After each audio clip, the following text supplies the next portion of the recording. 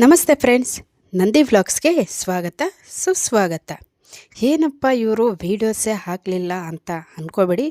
ಅದಕ್ಕಂತಲೇ ಇವತ್ತು ಒಂದು ವಿಶೇಷ ವಿಡಿಯೋ, ನಮ್ಮ ಹೋಟೆಲ್ ಹಾಗೆ ನಮ್ಮ ಮನೆ ವಿಡಿಯೋ ನಿಮ್ಮ ಮುಂದೆ ತಂದಿದ್ದೀನಿ. ಬನ್ನಿ ನೋಡೋಣ. ಅದಕ್ಕಿಂತ ಮುಂಚೆ ನಮ್ಮ ನಂದಿ ವ್ಲಾಗ್ಸ್ಗೆ ಸಬ್ಸ್ಕ್ರೈಬ್ ಆಗೋದು ಮರಿಬೇಡಿ. ಹಾಗೆ ವಿಡಿಯೋಗೊಂದು ಲೈಕ್ ಕೊಡಿ. ವಿಡಿಯೋನ ಚಿಕ್ಕ ವಿಡಿಯೋ ಪೂರ್ತಿಯಾಗಿ ನೋಡಿ ಹೇಗೆ ಅನಿಸ್ತು ಅಂತ ಕಮೆಂಟ್ ಮಾಡೋದು ಮರಿಬೇಡಿ. ಇದರಲ್ಲಿ ರೆಸಿಪೀಸು, ಹಾಗೆ ನಮ್ಮ ಹೋಟೆಲಲ್ಲಿ ಏನು ಮಾಡ್ತೀವಿ, ಹಾಗೆ ನಮ್ಮ ಅಡುಗೆ ಮನೆ ಫಸ್ಟ್ ವಿಡಿಯೋ ನಿಮಗೆಲ್ರಿಗೂ ಮೊದಲ ಬಾರಿಗೆ ತಿಳಿಸ್ತಾ ಇದ್ದೀನಿ. ಬನ್ನಿ ವಿಡಿಯೋನ ಕೊನೆಯವರೆಗೂ ನೋಡಿ. ಹಾಗೆ ಇದು ಮಂಗಳವಾರ ದಿವಸ ನೈಟ್ ಆಗಿರುತ್ತೆ.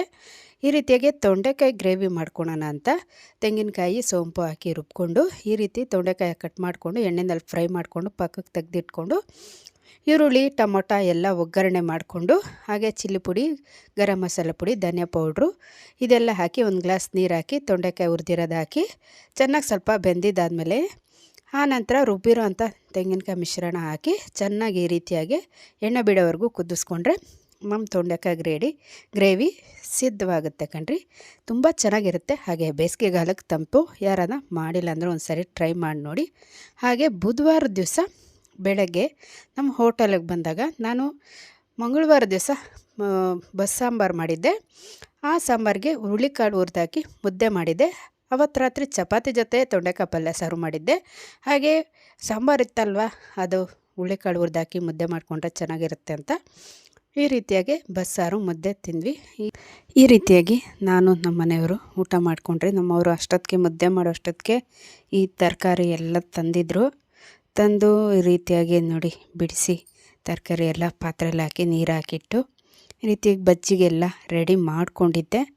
ನೋಡಿ, ಈ ತರಕಾರಿ ತಂದಿರೋದು, ಸ್ವಲ್ಪ ಬಿಡಿಸಿರೋದು, ಹಾಗೆ ಬಜ್ಜಿಗೆ ಎಲ್ಲ ಈ ರೀತಿಯಾಗಿ ತಂದ್ಕೊಂಡಿರ್ತೀವಿ ಮಾರ್ಕೆಟಿಂದ. ನೋಡಿ, ಈ ರೀತಿ ಆಗಿರುತ್ತೆ ನಮ್ಮ ತರಕಾರಿ. ಹಾಗೆ ರೈಸ್ ಪಾತ್ರೆ ಇದು ರಸಮ್ ಆಗಿರುತ್ತೆ. ಹಾಗೆ ಸೊಪ್ಪಿನ ಸಾಂಬಾರು, ಮತ್ತು ನೋಡಿ ಇನ್ನು ತರಕಾರಿ ಸಾಂಬಾರಲ್ಲೇ ಇರೋದ್ರಿಂದ ತರಕಾರಿ ಸಾಂಬಾರು ರೆಡಿ ಮಾಡಬೇಕಾಗಿತ್ತು. ನಮ್ಮ ಹೋಟೆಲಲ್ಲಿ ಈ ಸೊಪ್ಪಿನ ಸಾಂಬಾರು ಫೇಮಸ್ಸು ಮುದ್ದೆಗಂತೂ. ನೋಡಿ, ಈ ರೀತಿ ಹುರುಳಿಕಾಳು ಹಾಕಿ ಸೊಪ್ಪಿನ ಸಾಂಬಾರು ಮಾಡ್ತೀವಿ ನಾವು. ತುಂಬ ಚೆನ್ನಾಗಿರುತ್ತೆ, ಎಲ್ಲರೂ ಇಷ್ಟಪಟ್ಟು ತಿಂತಾರೆ.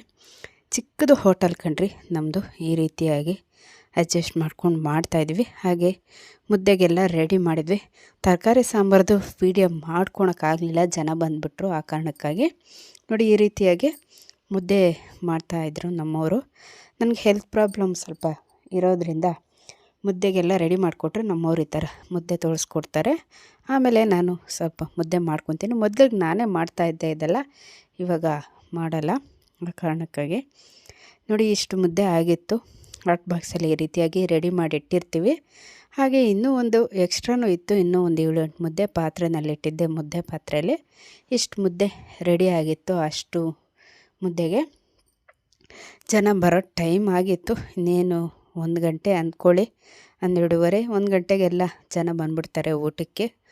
ಈ ರೀತಿಯಾಗಿ ಬಜ್ಜಿಗಳು ಸಹ ಹಾಕ್ಕೊಂಡಿದ್ದೆ. ನಿಮ್ಗೆ ತೋರಿಸೋದ್ನಲ್ಲ, ಮೆಣಸಿನ್ಕಾಯಿ ಬಜ್ಜಿ, ಹೀರೆಕಾಯ್ದು, ಆಲೂಗಡ್ಡೆದು, ಬದನೆಕಾಯ್ದು, ಈ ರೀತಿ 3-4 ಥರ ಬಜ್ಜಿಗಳು ಡೈಲಿ ಹಾಕ್ಕೊತೀವಿ ನಮ್ಮ ಹೋಟೆಲ್ನಲ್ಲಿ.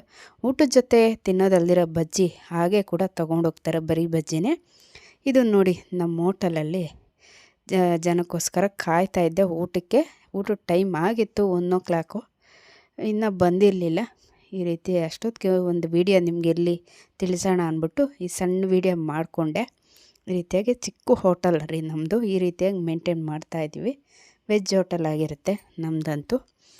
ಆ ರೀತಿಯಾಗಿ ಎಲ್ಲ ರೆಡಿ ಮಾಡ್ಕೊಂಡು ನೋಡಿ, ಸಾಂಬಾರು ಪಾತ್ರೆ ಸ್ಟವ್ ಮೇಲಿದೆ, ತರಕಾರಿ ಸಾಂಬಾರು ಅದು ನಿಮ್ಗೆ ಮಾಡೋಕ್ಕೆ ಆಗಲಿಲ್ಲ, ಸಾರಿ. ಹಾಗೆ ಹೋಟೆಲೆಲ್ಲ ಮುಗಿಸ್ಕೊಂಬಂದು ಸಂಜೆ ಮನೆಯಲ್ಲಿ ಈ ರೀತಿ ತರಕಾರಿ ಉಪ್ಪಿಟ್ಟು, ಬನ್ಸಿ ರವೆ ಹಾಕಿ ಅದರಲ್ಲೂ ಹಸಿ ಬಟಾಣಿ ಹಾಕಿ ಮಾಡಿದ್ರೆ ಸಖತ್ತಾಗಿರುತ್ತೆ ಕಣ್ರಿ. ಒಂದು ಸರಿ ಟ್ರೈ ಮಾಡಿ ನೋಡಿ. ಆಲೂಗಡ್ಡೆ, ಬದನೆಕಾಯಿ, ಬೀನ್ಸು, ಕ್ಯಾರೆಟು, ಹಸಿ ಬಟಾಣಿ, ಕ್ಯಾಪ್ಸಿಕಮ್ಮು, ಈರುಳ್ಳಿ ಎಲ್ಲ ಒಗ್ಗರಣೆ ಮಾಡಿಕೊಂಡು ಜೀರಿಗೆ ಸ್ವಲ್ಪ ಹಾಕ್ಕೊಂಡು ಫ್ರೈ ಮಾಡಿಕೊಂಡು ಈ ರೀತಿಯಾಗಿ 1 ಗ್ಲಾಸ್ಗೆ 3 ಗ್ಲಾಸು ನೀರು ಹಾಕ್ಕೋಬೇಕಾಗತ್ತೆ. ಅಂದರೆ 1/4 kg ರವೆಯಲ್ಲಿ ಮಾಡ್ಕೊಂಡಿದ್ದೆ. ಹತ್ತತ್ರ ಒಂದು 4 ಜನ ತಿನ್ಬೋದು ಆರಾಮಾಗಿ, ಹೊಟ್ಟೆ ತುಂಬ. ಅಷ್ಟು ಮಾತ್ರ ಈ ರೀತಿ ನೀರು ಹಾಕ್ಕೊಂಡು ಉಪ್ಪು ಹಾಕ್ಕೊಂಡು ಎಲ್ಲ ಕುದಿಸ್ಕೊಂಡು ಹುರಿದಿರೋ ರವೆನ ಸೇರಿಸಿ ಮಿಕ್ಸ್ ಮಾಡಿ ನಿಧಾನವಾಗಿ ಸಣ್ಣೂರಿನಲ್ಲಿ ಬೇಯಿಸ್ಕೊಂಡ್ರೆ ಉಪ್ಪಿಟ್ಟು ರೆಡಿ ಆಗುತ್ತೆ. ನೋಡಿ, ಉಪ್ಪಿಟ್ಟು ಬೇಯ್ತಾ ಇದೆ. ಹಾಗೆ ನಮ್ಮವ್ರಿಗೆ ಸ್ವಲ್ಪ ಅನ್ನ ಇರಲೇಬೇಕು. ಆ ರೀತಿಯಾಗಿ ಅನ್ನಕ್ಕೆ ಇಟ್ಟಿದ್ದೆ, ಕುಕ್ಕರು ಕೂಗ್ತಾಯಿದೆ. ಹಾಲು ಹಾಕ್ಕೊಂಡು ತಿಂತೀವಿ ನಾವು ರಾತ್ರಿ ರೈಸ್ಗೆ, ಅನ್ನಕ್ಕೆ ಹಾಲು ಹಾಕ್ಕೊಂಡು. ನೋಡಿ ಉಪ್ಪಿಟ್ಟು ರೆಡಿಯಾಗಿದೆ ನೋಡಿ. 3ರಿಂದ 4 ಜನ ಆರಾಮಾಗಿ ತಿನ್ಬೋದು. ಉದುದ್ರಾಗಿ ತುಂಬ ಚೆನ್ನಾಗಾಗತ್ತೆ.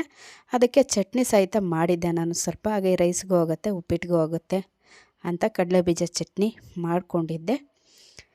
ಈ ರೀತಿಯಾಗಿ ಈ ಬುಧವಾರ ದಿವಸದ್ದು ವಿಡಿಯೋ ಕಣ್ರಿ ಇದಂತೂ. ಹಾಗೆ ರಾತ್ರಿ ಎಲ್ಲ ಉಪ್ಪಿಟ್ಟೆಲ್ಲ ರೆಡಿ ಮಾಡಿಕೊಂಡು, ಚಟ್ನಿ ಮಾಡಿಕೊಂಡು, ಈ ರೀತಿ ಎಲ್ಲ ಬಡಿಸ್ಕೊಂಡು, ಹಾಗೆ ಅಮ್ಮನೂ ಊಟ ಮಾಡ್ತಾಯಿದ್ರು. ನಾವು ಹಂಗೆ ಊಟ ಮಾಡ್ಕೊಂಡ್ವಿ. ಇದಾಗಿತ್ತು ನಮ್ಮ ಹೋಟೆಲ್, ನಮ್ಮ ಮನೆ, ಹಾಗೆ ಬುಧವಾರದ ವಿಡಿಯೋ. ಇನ್ನೊಂದು ಹೊಸ ವಿಡಿಯೋ ಜೊತೆ ನಿಮ್ಮೊಂದಿಗಿರ್ತೀನಿ.